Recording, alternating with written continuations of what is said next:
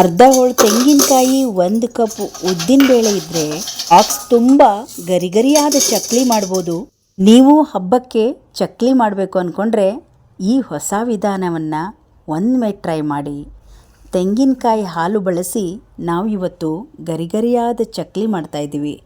ಬೇಕ್ರಿಲಿ ಕೂಡ ಈ ರುಚಿ ನಿಮಗೆ ಸಿಗೋದಿಲ್ಲ. ಅಷ್ಟೊಂದು ರುಚಿಯಾಗಿರುವ ಈ ಕ್ರಿಸ್ಪಿ ಚಕ್ಲಿಯನ್ನು ಹೇಗೆ ಮಾಡೋದು ಎಂದು ನೋಡೋಣ.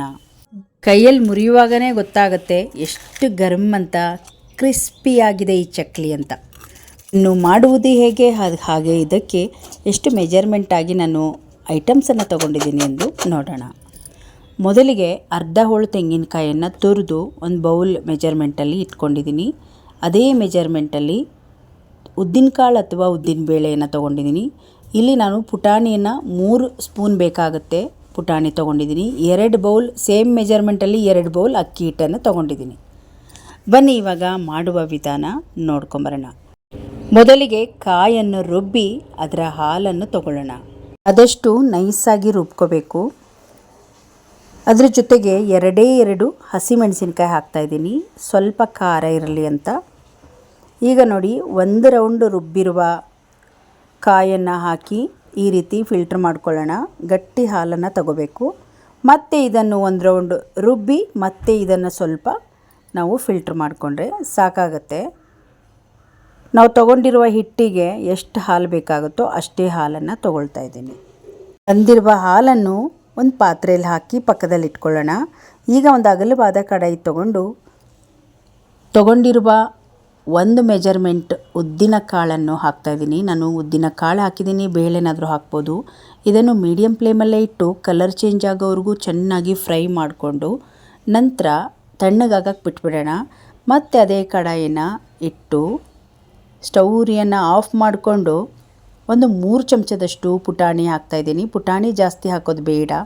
ತೆಂಗಿನ ಹಾಲಲ್ಲಿ ಮಾಡೋದ್ರಿಂದ ಪುಟಾಣಿ ಕಡಿಮೆ ಪ್ರಮಾಣದಲ್ಲಿ ಹಾಕಿದರೆ ಸಾಕಾಗುತ್ತೆ. ಈಗ ನೋಡಿ, ಇದು ಚೆನ್ನಾಗಿ ಸ್ವಲ್ಪ ಬಿಸಿ ಆದರೆ ಸಾಕಾಗುತ್ತೆ. ಇದನ್ನು ಸ್ವಲ್ಪ ತಣ್ಣಗೆ ಮಾಡೋಕ್ಕೆ ಬಿಟ್ಬಿಡೋಣ.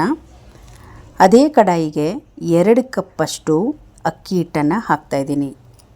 ನಾವಿಲ್ಲಿ 1 ಕಪ್ ತೆಂಗಿನಕಾಯಿ ಹಾಗೂ 1 ಕಪ್ ಉದ್ದಿನ ಕಾಳು ಜೊತೆಗೆ 2 ಕಪ್ ಅಕ್ಕಿ ಹಿಟ್ಟನ್ನು ತಗೊಂಡು ಮೀಡಿಯಮ್ ಫ್ಲೇಮಲ್ಲೇ ಇಟ್ಟು ಇದನ್ನು ಚೆನ್ನಾಗಿ ಹುರ್ಕೋಬೇಕು.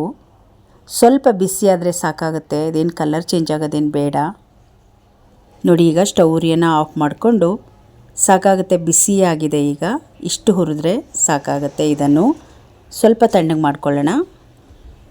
ಮಿಕ್ಸಿ ಜಾರನ್ನು ತಗೊಂಡು ತಣ್ಣಗಾಗಿರುವ ಉದ್ದಿನ ಕಾಳು ಹಾಗೆ ಪುಟಾಣಿಯನ್ನು ಹಾಕಿ ನೈಸಾಗಿ ಪುಡಿ ಮಾಡ್ಕೋಬೇಕು.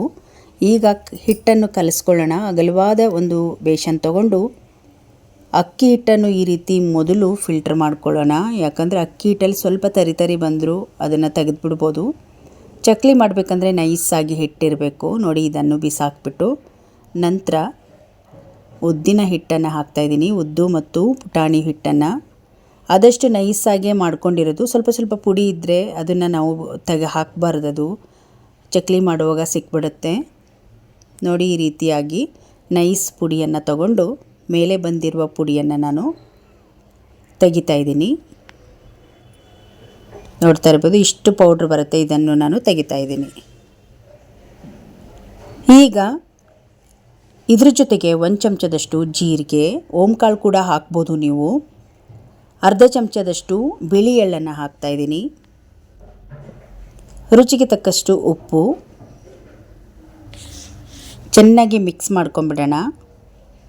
ಈಗ ನೋಡಿ, ಈ ಗಟ್ಟಿ ಹಾಲನ್ನು ಈ ಹಾಲಲ್ಲೇ ಕಲಿಸ್ಬೇಕು. ಸ್ವಲ್ಪ ಕೂಡ ನೀರನ್ನು ಹಾಕಬಾರ್ದು. ನಾವು ತೊಗೊಂಡಿರೋ ಮೆಜರ್ಮೆಂಟಿಗೆ ಹಾಲು ಕರೆಕ್ಟಾಗುತ್ತೆ, ಕಾಯಿ ಹಾಲು.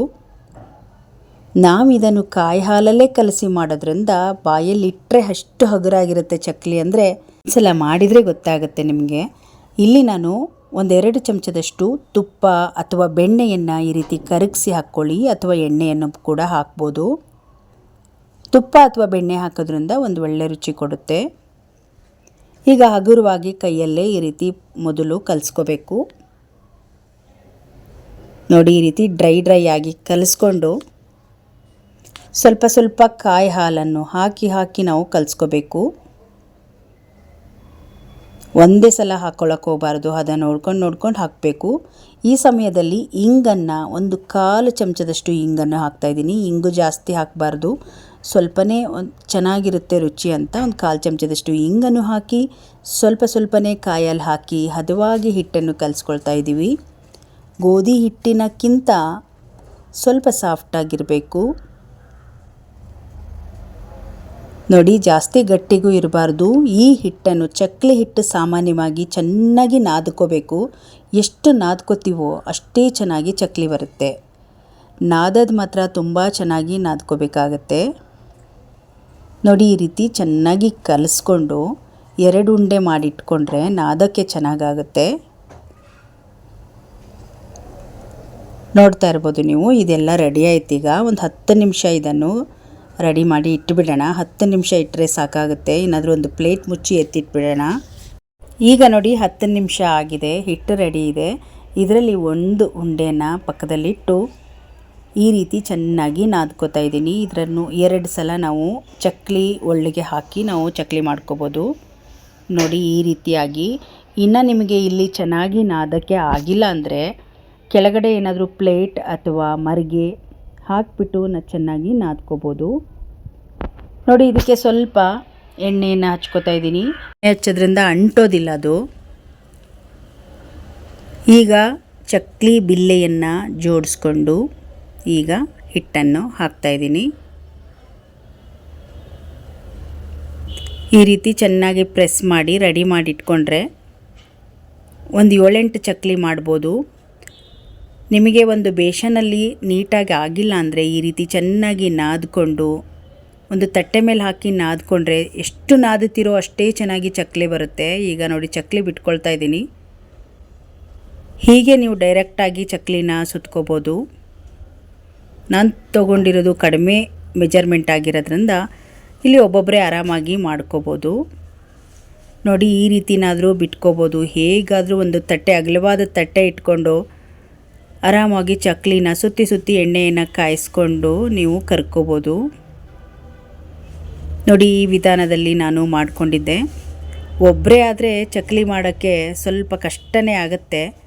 ಆದರೂ ಕೂಡ ನಾವೇ ಮಾಡಿಕೊಂಡು ಶೂಟ್ ಮಾಡ್ಕೊಳ್ಳೋದು ತುಂಬ ಕಷ್ಟ ಆಗುತ್ತೆ ನೋಡಿ. ಎಷ್ಟು ಚೆನ್ನಾಗಿ ಬರ್ತಾಯಿದೆ. ಸ್ವಲ್ಪ ಕೂಡ ಮುರಿದೋಗೋದು ಅದೇನೂ ಆಗಲ್ಲ.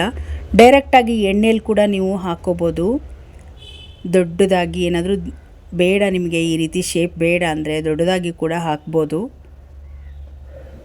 ನಾನು ಎಲ್ಲ ಶೇಪ್ ಕೂಡ ಇದೇ ರೀತಿಯಾಗಿ ಮಾಡಿಕೊಂಡಿದ್ದೆ ನೋಡಿ. ಹೀಗೆ ಎಲ್ಲ ರೆಡಿ ಮಾಡಿ ಒಂದು ತಟ್ಟೆಯಲ್ಲಿ ಹಾಕಿಟ್ಕೊಂಡ್ರೆ ಬಿಸಿ ಎಣ್ಣೆಯಲ್ಲಿ ಕರ್ಕೊಳ್ಳೋಕ್ಕೆ ಈಸಿ ಆಗುತ್ತೆ. ಎಣ್ಣೆ ಮಾತ್ರ ಈ ತೆಂಗಿನಕಾಯಿ ಚಕ್ಲಿ ಮಾಡಿದಾಗ ಎಣ್ಣೆನ ಮೀಡಿಯಮ್ ಫ್ಲೇಮಲ್ಲೇ ಇಟ್ಟು ನೀವು ಚಕ್ಲಿನ ಹಾಕ್ಕೋಬೇಕು. ದೊಡ್ಡ ಉರಿಯಲ್ಲಿಟ್ಟರೆ ಕಪ್ಪಾಗಿಬಿಡುತ್ತೆ ನೋಡಿ. ಮೀಡಿಯಮಲ್ಲೇ ಎಣ್ಣೆ ಕಾಯ್ತಾ ಇತ್ತು. ಈಗ ಚಕ್ಲಿ ಹಾಕ್ಕೋತಾ ಇದ್ದೀನಿ ನಿಧಾನವಾಗಿ. ಈಗ ಒಂದೊಂದೇ ಚಕ್ಲಿಯನ್ನು ಎಣ್ಣೆಗೆ ಈ ರೀತಿ ಹಾಕ್ಕೊಂಬಿಡೋಣ. ಮೀಡಿಯಮ್ ಫ್ಲೇಮಲ್ಲೇ ನಾವು ಇದನ್ನು ಕರ್ಕೋಬೇಕು. ಬೇಗ ಕಪ್ಪಾಗಿಬಿಡುತ್ತೆ ತೆಂಗಿನಕಾಯಿ ಹಾಕಿರೋದ್ರಿಂದ. ಹಾಗಾಗಿ ಬೇಗ ಕೂಡ ಬೇಯುತ್ತೆ, ಜಾಸ್ತಿ ಟೈಮ್ ಹಿಡಿಸೋದಿಲ್ಲ ಇದು ನೋಡಿ. ಸ್ವಲ್ಪ ಮೇಲೆ ತೇಲಿದ ಮೇಲೆ ನಂತರ ಈ ರೀತಿ ಉಲ್ಟಾ ಮಾಡ್ಕೊಳ್ಬೇಕು. ಜಾಸ್ತಿ ಕಪ್ಪಾದು ಕಾಗೋದು ಕೆಂಪಾಗೋದು ಆದರೆ ರುಚಿನೇ ಇರೋದಿಲ್ಲ. ಹದವಾಗಿ ಬೇಯಬೇಕು ಚಕ್ಲಿಗಳು. ಬರೀ ಅಕ್ಕಿ ಹಿಟ್ಟಲ್ಲೇ ಮಾಡಿದ್ದಾದರೆ ಸ್ವಲ್ಪ ಬೇಯಲಿಕ್ಕೆ ಲೇಟ್ ಆಗುತ್ತೆ. ನಾವಿಲ್ಲಿ ಉದ್ದಿನ ಹಿಟ್ಟು, ತೆಂಗಿನ ಹಾಲೆಲ್ಲ ಹಾಕಿ ಕಲಸಿರೋದ್ರಿಂದ ಚಕ್ಲಿ ಬೇಯಲಿಕ್ಕೆ ಜಾಸ್ತಿ ಟೈಮ್ ತಗೊಳ್ಳೋದಿಲ್ಲ ನೋಡಿ. ಇವಾಗ ಚಕ್ಲಿ ಎಲ್ಲ ಈ ರೀತಿ ಕರೆದು ಒಂದು ಅಗಲವಾದ ಬೇಷನಿಗೆ ಹಾಕ್ಕೊಂಬಿಡೋಣ ನೋಡಿ. ಇಲ್ಲಿ ನಾವು ಹಾಗೆ ಚಕ್ಲಿನ ಡೈರೆಕ್ಟಾಗಿ ಸುತ್ಕೊಳ್ಳೋದು ಬಿಟ್ಟು ಈ ರೀತಿ ಉದ್ದ ಚಕ್ಲಿ ಬಿಟ್ಕೊಂಡು ಕೂಡ ನಾವು ಸುತ್ಕೋಬೋದು. ಯಾವ ರೀತಿ ಐಡಿಯಾ ಆದರೂ ಮಾಡ್ಕೊಳ್ಬೋದು. ಒಂದು ರೌಂಡ್ ಆಗ್ತಿದ್ದಂಗೆ ಮತ್ತೆ ಈ ರೀತಿ ಸುತ್ತಿ ನಾವು ಹಾಕ್ಕೊಂಡು ಕರಿಬೋದು. ಕಡಿಮೆ ಪ್ರಮಾಣದಲ್ಲಾದರೆ ಒಬ್ಬರೇ ಮಾಡ್ಬೋದು.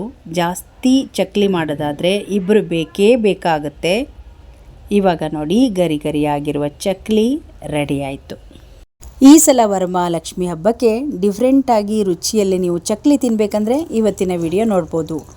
ಮಾಡಿರುವ ಚಕ್ಲಿಗೆ ಕರಿದಿರುವ ಕರಿಬೇವು ಸೊಪ್ಪನ್ನು ಹಾಕಿ ಈ ರೀತಿ ನೋಡೋಕ್ಕೆ ಎಷ್ಟು ಚೆನ್ನಾಗಿ ಕಾಣಿಸುತ್ತೆ. ಮುರಿತಾ ಇದ್ದೀನಿ, ಎಷ್ಟು ಗರಂ ಅಂತ ಮುರಿತಾ ಇದೆ ನೋಡಿ. ಬಾಯಲ್ಲಿ ತಿನ್ನುವಾಗ ಕೂಡ ತುಂಬ ಕ್ರಿಸ್ಪಿಯಾಗಿರುತ್ತೆ. ಈ ರುಚಿ ನಿಮಗೆ ಯಾವುದೇ ಆದ ಬೇಕ್ರಿಗಳಲ್ಲಿ ಕೂಡ ಸಿಗೋದಿಲ್ಲ. ಒಂದು ಒಳ್ಳೆ ರುಚಿ ಇರುತ್ತೆ. ಈ ರೀತಿ ಗರಿ ಗರಿಯಾಗಿ ಮಾಡಿ ಬಾಕ್ಸಲ್ಲಿ ಹಾಕಿಟ್ಕೋಬೋದು. ಇಷ್ಟ ಆದರೆ ಒಂದು ಲೈಕ್ ಮಾಡಿ, ಈ ವಿಡಿಯೋವನ್ನು ಶೇರ್ ಮಾಡಿ. ಇನ್ನಷ್ಟು ವಿಡಿಯೋಗಳಿಗಾಗಿ ನಮ್ಮ ಚಾನಲನ್ನು ಸಬ್ಸ್ಕ್ರೈಬ್ ಮಾಡ್ಕೊಳ್ಳಿ. ಧನ್ಯವಾದ.